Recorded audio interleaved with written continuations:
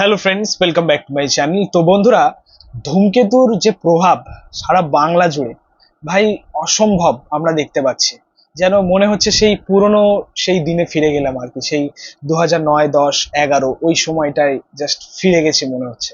কারণ সেই সময় বাংলা ছবি নিয়ে এরকম ক্রেজ দেখেছি। এখন তো জাস্ট অনলাইনের অ্যাকচুয়ালি সময় হয়ে গেছে, অনলাইন দেখতে পাচ্ছে সবাই, অনলাইনেই টিকিট বুক করছে, বুক মাই শোতে টিকিট বুক করছে, এই ক্রেজটা আমরা দেখতে পাচ্ছি।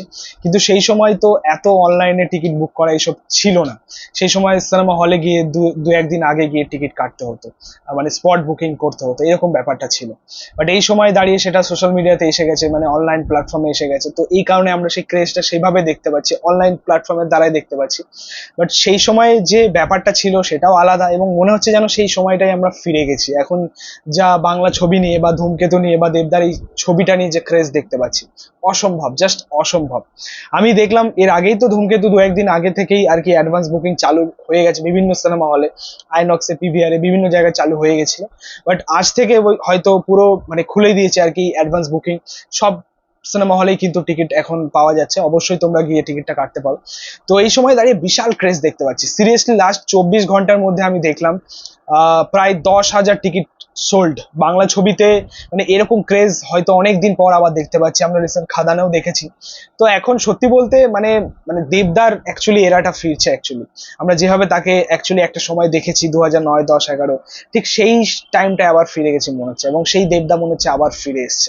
দুর্ধর্ষ মানে পারফরমেন্স রেসপন্স এখন পাওয়া যাচ্ছে আর কি সোশ্যাল মিডিয়া থেকে, বা বলতে পারো বুক মাই শো থেকে। এখন যা টিকিট বুক হচ্ছে আর কি ধারার, এবং রিসেন্ট মানে 1 ঘন্টার আপডেট যদি আমি আপনাদেরকে দিই, 1 ঘন্টার মধ্যে 1,000 টিকিট, মানে বুঝতে পারছো যে এর লেভেলটা কোথায় যেতে যাচ্ছে অ্যাকচুয়ালি, মানে কোন দিকে এগোচ্ছে। দারুণ রেসপন্স, মানে প্রথম দিনের যে ওপেনিং কালেকশন হবে ধূমকেতুর, আমার মনে হয় যে এটা রেকর্ড ব্রেকিং হবে, মানে বাংলা ছবি রেকর্ড ভাঙবে। এর আগে যে ছবি আর কি ওপেনিং ডে কালেকশন রেকর্ড গড়ে রেখেছে, সেই রেকর্ড কিন্তু ভাঙতে চলেছে ধূমকেতু। সত্যি বলতে এখান থেকে যদি ওয়ার্ড অফ মাউথ দারুণ ভাবে তৈরি হয়, একটা একটা স্ট্রং ওয়ার্ড অফ মাউথ যদি তৈরি হয়, তো অ্যাকচুয়ালি তাদের যা স্বপ্ন, মানে মেকার্সদের বা প্রোডাকশন হাউস যারাই রয়েছেন তাদের যা স্বপ্ন যে 30 কোটি পার করবে, এটা অ্যাকচুয়ালি মানে তারা এই মার্কটা ছুঁতে পারবে। এটা এটা আমার মনে হয় যে এই গোলটা তারা অ্যাচিভ করতে পারবে যদি ওয়ার্ড অফ মাউথটা খুব ভালো তৈরি হয়। এবং যেখান মানে এখান থেকে বলা যায় যে ওপেনিং ডে কালেকশন দুর্ধর্ষ হবে, মানে কোনো ডাউট নেই এখানে।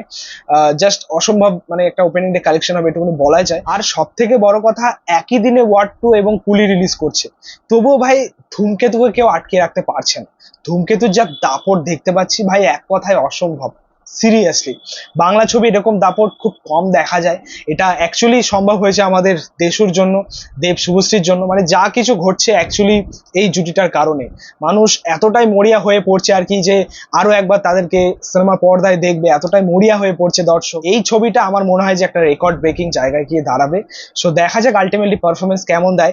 আপনাদেরকে বলে রাখি যে বুক মাই শোতে কিন্তু বিভিন্ন সিনেমা হলে এর টিকিট বুকিং চালু হয়ে গেছে, অ্যাডভান্স বুক চালু হয়ে গেছে। তো অবশ্যই আপনারা টিকিট কাটতেই পারেন, আরো একবার বলে দিলাম। এবং আমরা দেখতে পাচ্ছি কলকাতার বিভিন্ন সিনেমা হলে, বড় বড় সিনেমা হলে, আইনক্স, পিভিআর, সিনেপলিক্স, এই প্রত্যেক সিনেমা হলে কিন্তু দারুণ মানে রেসপন্স পাওয়া যাচ্ছে। পাশাপাশি নভিনা, টালিগঞ্জে, তারপরে প্রিয়া, এগুলো তো হাউসফুল, মানে অলমোস্ট হাউসফুল, এবং হাউসফুল হয়ে গেছে, টিকিট নেই, সোল্ড আউট প্রথম দিনে। তো এটা হচ্ছে ক্রেজ। এবং আমাদের শেয়ারফুলি উদয়ন, সেটাও কিন্তু অলমোস্ট হাউসফুলের মুখে। সো দারুণ, মানে প্রথম দিনে ওপেনিং কালেকশন আমার মনে হয় ধূমকেতু রেকর্ড ব্রেকিং কিছু করবে, মানে অন্যান্য সিনেমার রেকর্ড কিন্তু ভাঙবে বাংলা ছবির রেকর্ড। তো যাই হোক, এটা হচ্ছে দেখার। এবং নেক্সট কিন্তু মানে প্রথম টার্গেট হয়তো এটা অ্যাচিভ হলো যে প্রথম দিনে ওপেনিং হয়তো খুব ভালো নেবে। এবার নেক্সট হচ্ছে ওয়ার্ড অফ মাউথ যদি ভালো তৈরি হয়, তো দেন এটা রিমার্কেবল হবে আর কি। তো যাই হোক, এই ছিল আপডেটটা। তোমাদের মতামত, রিয়াকশন অবশ্যই কমেন্টে জানো। ভিডিওটা ভালো লাগলে অবশ্যই লাইক কমেন্ট শেয়ার করবে, পাশে থেকে সাপোর্ট করবে, চ্যানেলটাকে অবশ্যই সাবস্ক্রাইব করেছো, পাশে থাকা বেল আইকন প্রেস করে পরবর্তী ভিডিও পাবে। Thank you.